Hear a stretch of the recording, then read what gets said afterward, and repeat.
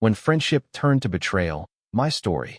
Before we begin the story, make sure to subscribe to our channel and never miss more incredible stories every day.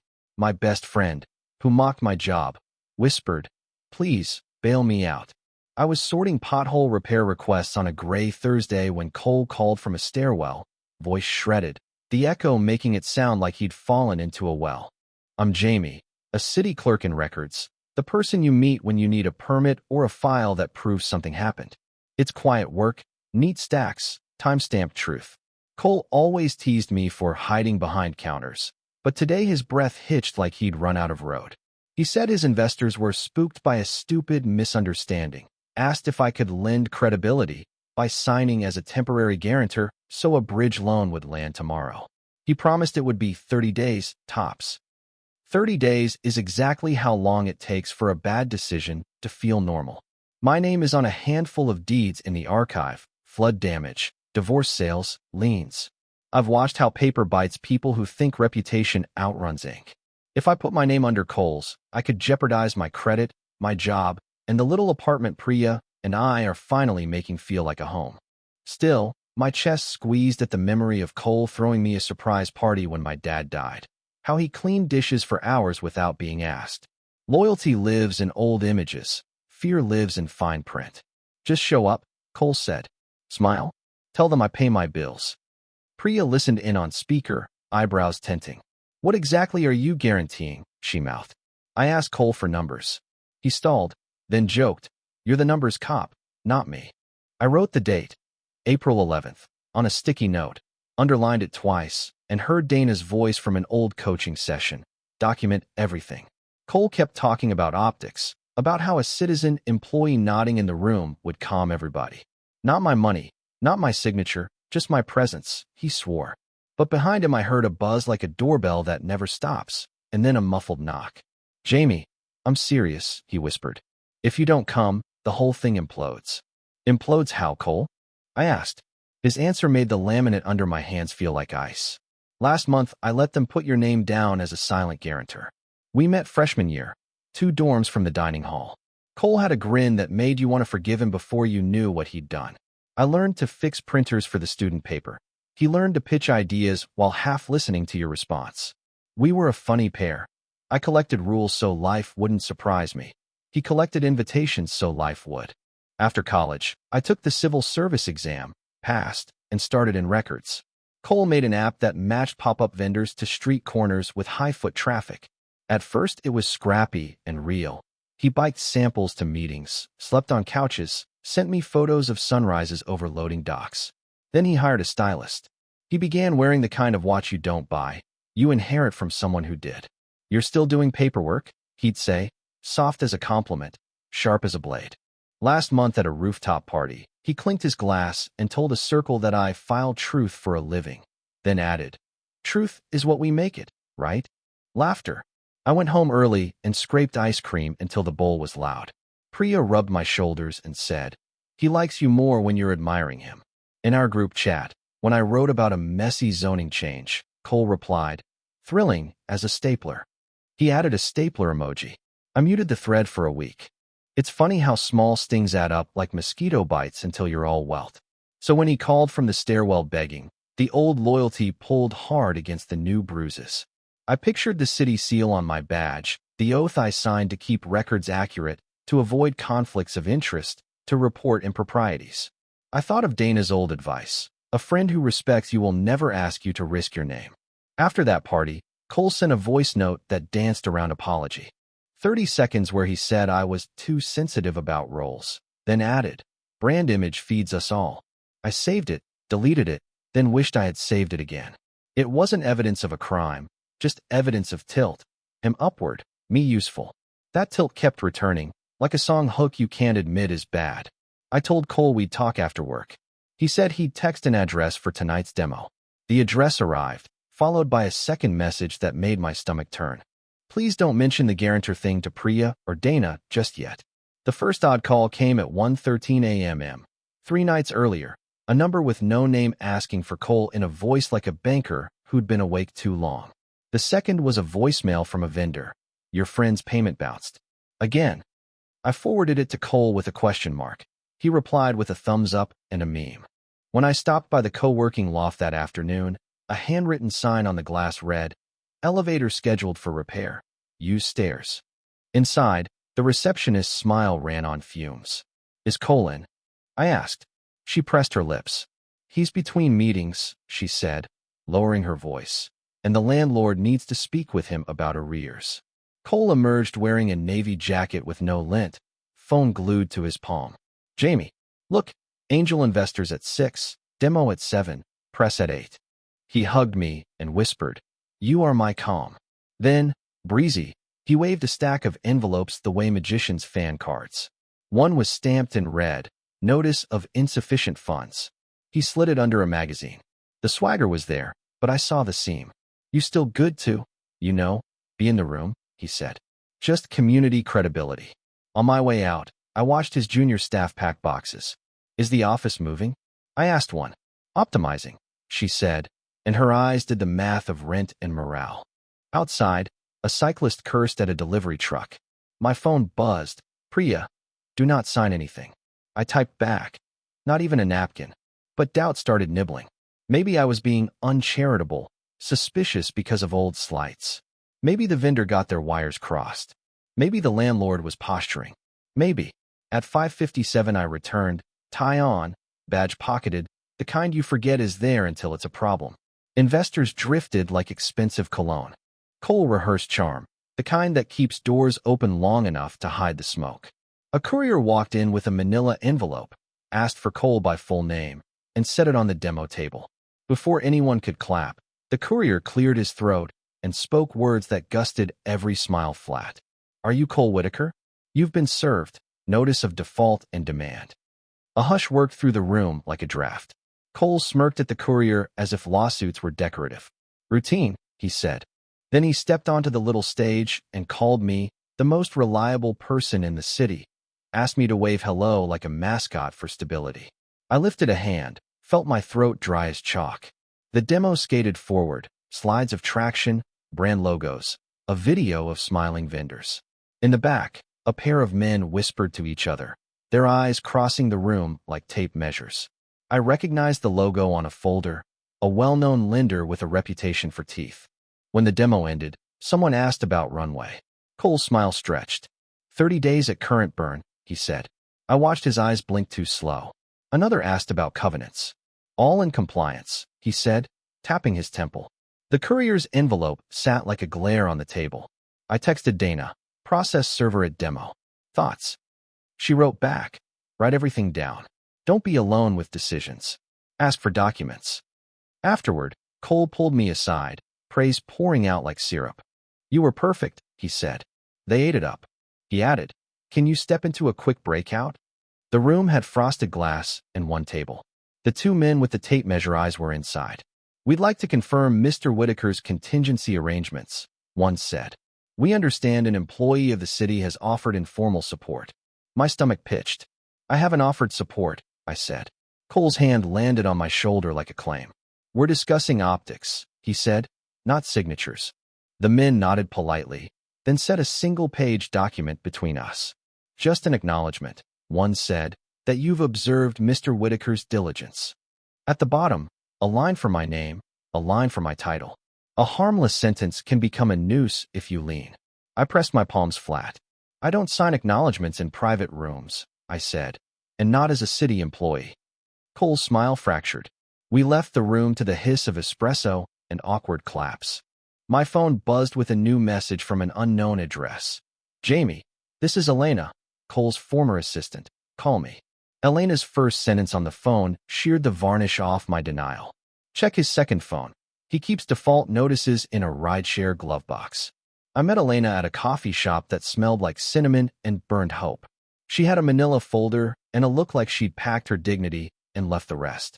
He's paying vendors in order of who complains loudest, she said. Payroll hit late twice. I left when he asked me to backdate a client contract. She passed me email printouts with headers, dates, times. One showed a message from Cole at Whitaker.com to an account named Harbor Holdings LLC at Proton. He keeps a second phone for this stuff, she said. The case is black with a cracked corner. Why tell me? I asked. She shrugged. Because you're the only one he still listens to, and he's about to use you.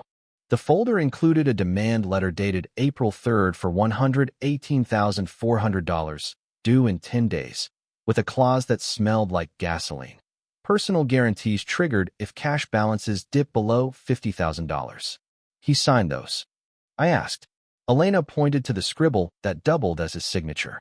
And he forged someone else's name on this one, she added, sliding a page where my stomach recognized the curve of letters.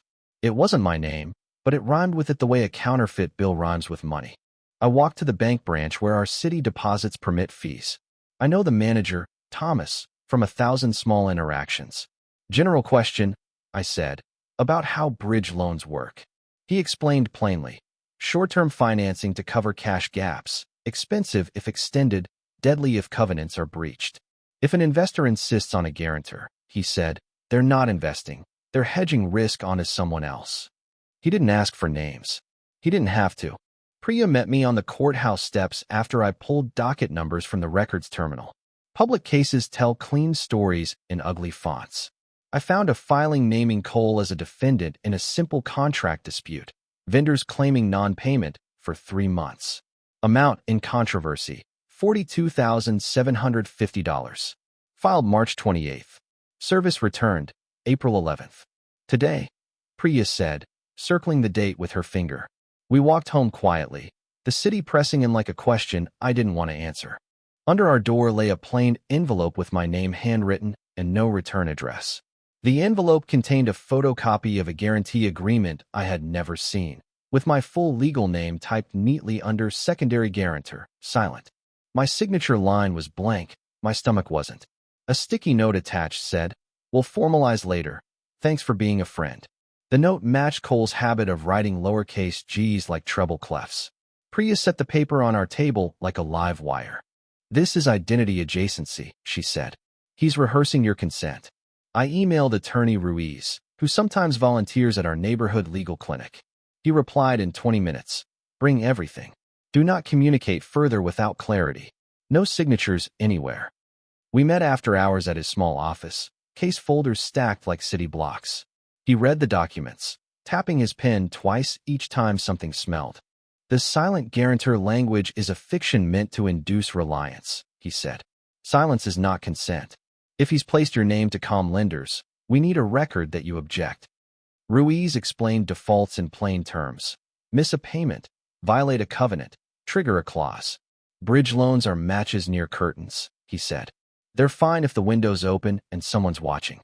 We drafted an email to Cole requesting a full accounting, list of loans, balances, covenants, personal guarantees, and any use of my name, delivered by tomorrow 5 p.m. We CC'd ourselves and BCC'd Dana, who wrote back one line. "Proud of you. Keep copies." At midnight, unable to sleep, I took a ride share to the address Elena gave for the glovebox phone, a parking garage near the river. The driver waited while I looked into the window of Cole's car, the kind with seats that remember you. In the console, a black case with a cracked corner. Back home, I plugged the recovered phone into power. No passcode. Messages poured in. Lenders, a betting app, a contact labeled Harbor, and a thread named Optics. The last unread message was a photo of a wire receipt for $38,000 to a betting exchange. Tomorrow morning, he planned to move money using my name as window dressing. Morning found me staring at the cracked corner phone as if it might blink first. Priya brewed coffee and read the messages over my shoulder, her mouth tightening at each lender ping and Harbor thread. "He's moving money to cover withdrawals on a betting app," I said. "He's layering transfers across accounts with names that sound like boats." We made a list. Harbor Holdings LLC, Dockside Services, Wake Ventures. I cross-checked dates against Elena's folder. March 19th, $14,200 from a vendor prepay moved to Dockside. March 25th, $9,600 cash advance. April 2nd, $11,000 out to a wallet. April 6th, $38,000 to a betting exchange. The totals had a rhythm like someone trying to outrun a metronome. I walked to a bank branch that opens early, not our city's, just one with patient tellers. "I need to understand something hypothetical," I said to a manager with a tie printed in tiny anchors. He explained cash advance versus line of credit, the costs, the collateral, the way covenants can snap like mousetraps if you breathe wrong. If someone's moving funds between related entities to hide gambling losses, he said carefully, eventually the math catches them. He looked at the phone on the counter as if it might confess. At the courthouse records terminal, I searched for liens and UCC filings. A financing statement popped up listing inventory and future receivables as collateral. The secured party? A lender with that toothy logo. Filed February 10th. Maturity in 12 months. If Cole missed one payment or violated no additional indebtedness, the lender could accelerate everything. How bad is it? Priya asked. Bad enough that an apology won't fix it, I said, and printed the page. At noon, Cole texted, lunch? Need friendly energy. He attached a smile I used to believe. I typed, send the accounting by 5. He replied with a heart and a thumbs up, which meant delay masquerading as affection. At 4:58 p.m. an email arrived with 3 PDFs and a lie. The PDFs were titled Cash Flow, Investor Notes, and Guarantee Framework. The first looked slick until you aligned columns by date. Lines jumped, totals relabeled, Wednesday pretending to be Thursday. The second tried to soothe. A rosy note to angels promising bridge secured via personal networks. With a bullet. Community guarantor identified, City Records professional. The third chilled me. Silent guarantor understood to be pre-consented. Formal signature pending. There was my name, faint as a watermark, enough to calm a skim reader and ensnare me in the same gesture. I called Cole on speaker with Priya and Ruiz present. I received your documents, I said. They misstate my involvement. Cole chuckled as if we were mispronouncing a menu. Jamie, it's just smoothing, he said. No one thinks you're actually on the hook. Optics. It's a bridge. Ruiz interjected. Mr. Whitaker, you will cease referencing my client as any guarantor, silent or otherwise. Provide complete ledgers and covenant summaries, not summaries of summaries. Cole's tone cooled. Since when do you have counsel? He asked. Since you borrowed my name, I said. Cole pivoted to guilt. Remember who held you when your dad died? He asked low. Remember who paid your exam fee when you thought you'd fail? My mouth went dry, then angry. I paid you back with interest, I said. You want interest again, this time on my reputation. He sighed. You're dramatic. Ruiz said, accounting by 10 tomorrow. Or we notify affected parties that your representations are not authorized. The line clicked silent. Dana met us at our apartment with takeout soup and a notebook. You're doing the boring brave thing, she said. It never looks heroic until the reckoning. We laid out dates. March 19th, March 25th, April 2nd, April 3rd demand, April 11th service. Patterns tell their own testimony when you stop wishing they won't. The feed label blinked, timestamp shifting as a figure reached toward the lens. The security feed was public-facing for tenants, a grainy stream with timestamps along the bottom. At 1:07 a.m. I watched Cole enter the loft with a man in a baseball cap and a woman carrying a banker's box. At 1:14, the trio rolled 2 file cabinets onto a dolly and disappeared into the freight elevator. At 1:26, they emerged with the box now taped at the corners. The woman checked her phone. The man stuffed a folder into his jacket. At 1:31, Cole paused by the reception desk and slid a paper under the rubber mat where visitors sign in. My jaw clenched. I'd seen that trick in small claims. Plant, discover, perform. Pause, Priya said, leaning in. Zoom if you can. I froze the frame and took a screenshot. The paper had a bold header. Vendor guarantee. My stomach did a slow turn. He's planting documents to find later, I said. He's going to claim good faith and lost paperwork. We watched until 1:44, when Cole looked directly into the camera and smiled like the old days. Only this time it didn't look like mischief. It looked like contempt. Before dawn, I wrote down every timestamp and cross-checked with receipts. By morning, Elena texted, he's firing 2 interns, says budget optimization. They haven't been paid. Dana rubbed her temples. Victims are multiplying, she said. Ruiz drafted a notice we could send to vendors and small investors if necessary. A calm, precise paragraph that said I had not guaranteed anything, that any statements implying so were unauthorized. "This is not defamation," he said. "It is defanging." At noon, Cole invited me to a reunion-style dinner with our college circle at a bistro near the stadium. "Let's reset vibes," he wrote. "No lawyers, just love." Priya didn't want me to go. "He's going to triangulate," she said. "He'll make you the killjoy in a room of nostalgia." I knew she was right, but I also knew the group deserved facts before they were weaponized by charm. I said yes to dinner, but packed copies of Ruiz's notice, just in case. At the table, Cole greeted me with a hug that felt like a chokehold in silk.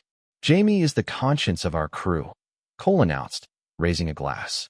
Laughter rippled from faces that had believed in our duo for a decade. He told a story about a college prank where I replaced his shampoo with glitter gel.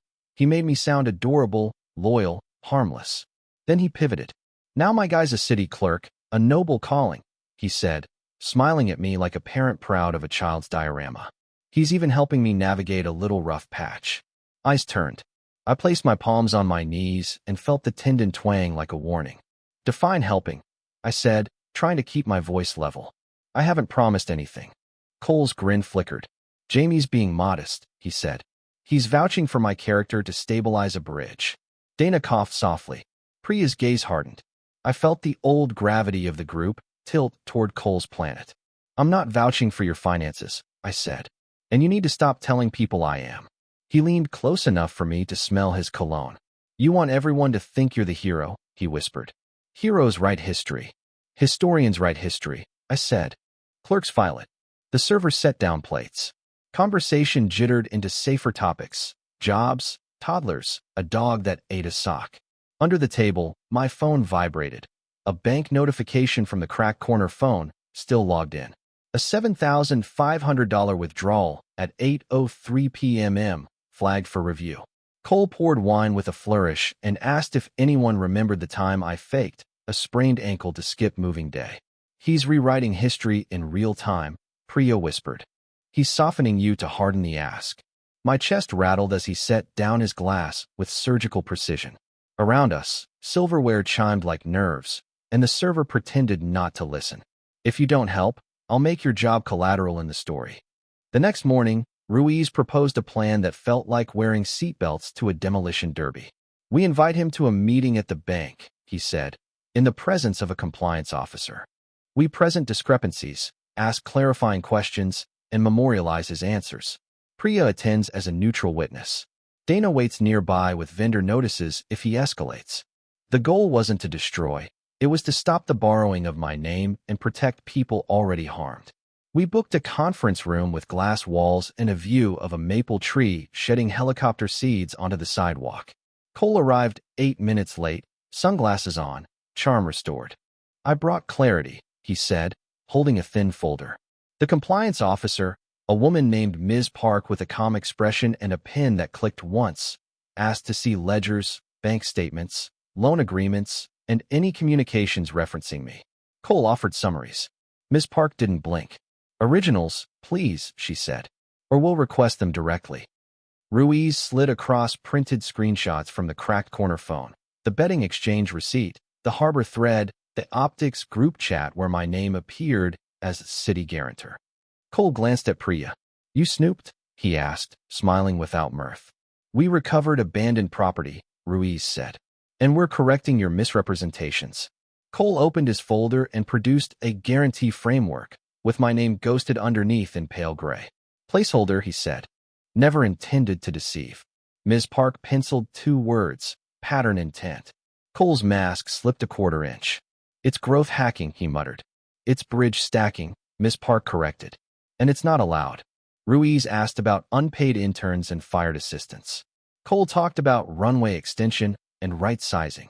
His words skimmed the surface. The numbers dragged like anchors. Ms. Park folded her hands.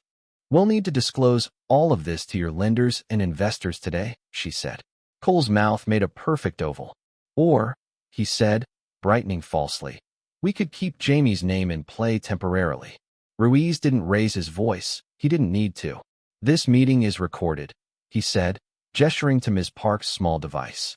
"You have now repeated an unauthorized use of my client's name after receiving explicit notice to cease." MS.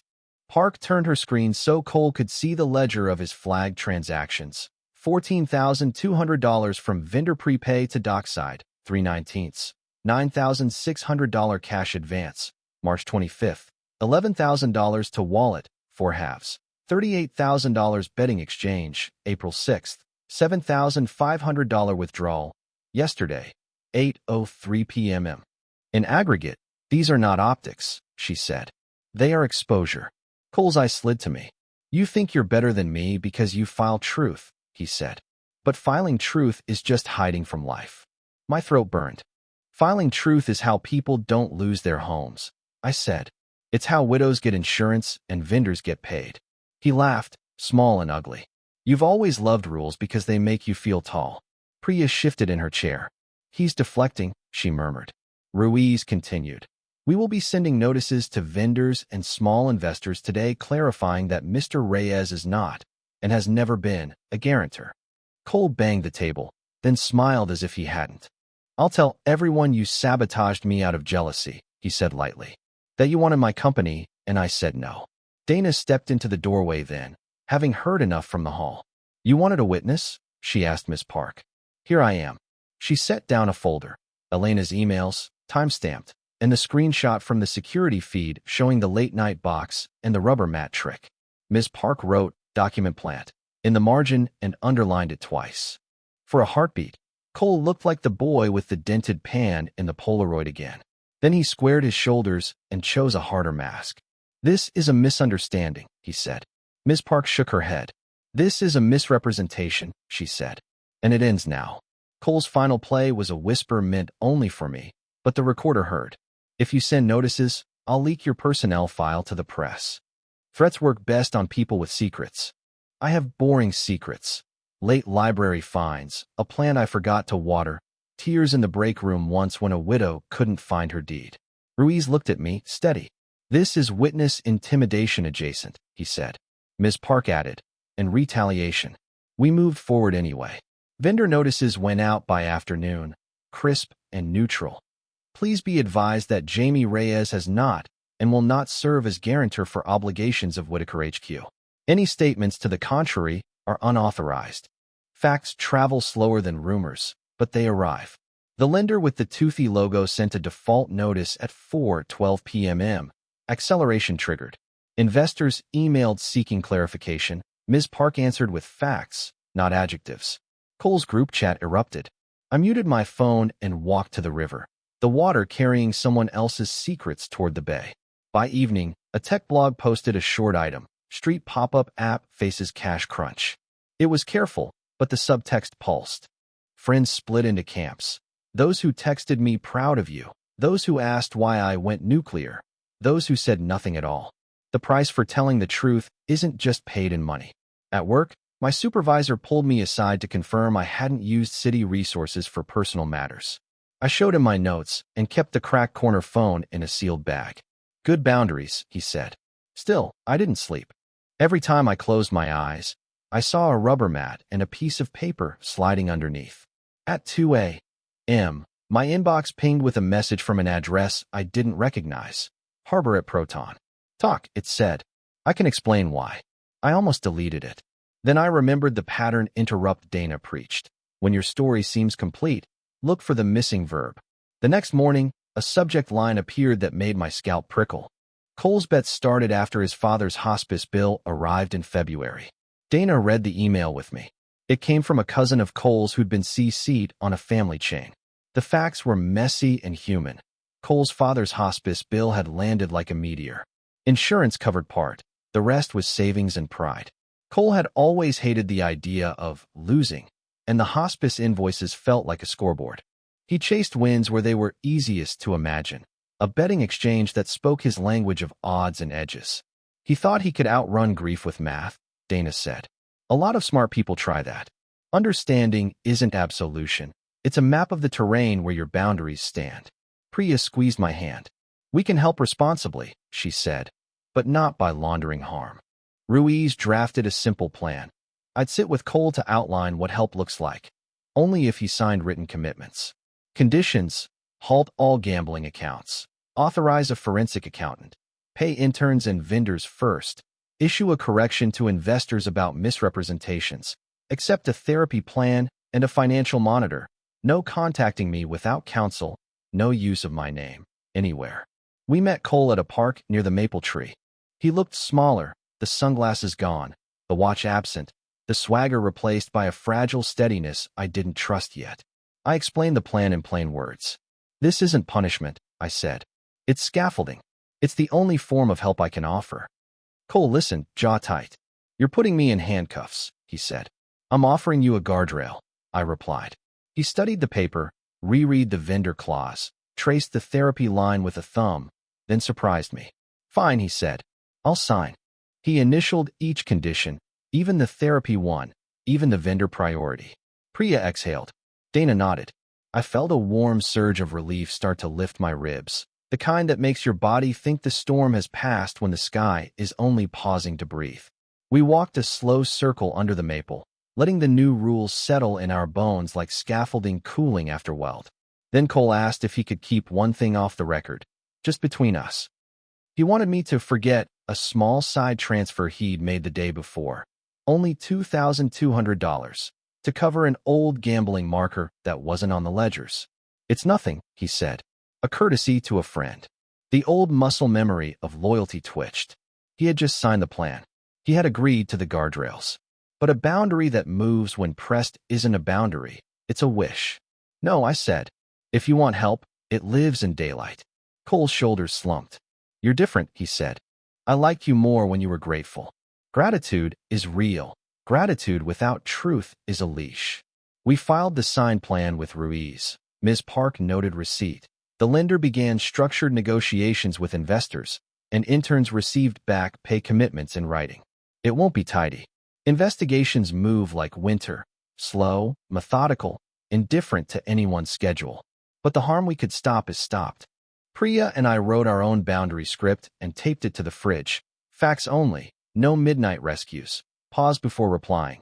Ask what problem you're solving and for whom. I booked a therapy consult for myself because caretaking can curdle into control if you're not careful. At records the next day, I stamped dates, answered questions, and helped a widow find her deed. Ordinary work felt like a lighthouse you don't notice until fog closes in. I packed the cracked corner phone into a small box with the Polaroid of the dented pan, the stapler emoji I printed from the chat, and the silent guarantor photocopy. I labeled the box, kept for clarity, not kept for hurt. Dana met me by the river and said, choose what you'll carry on purpose. I chose the parts of loyalty that survive daylight. Paying people what they're owed, telling the truth in plain sentences, letting consequences teach what persuasion could not. Cole will either keep his promises or meet the consequences written in ink. Both roads are his, and neither is mine to walk.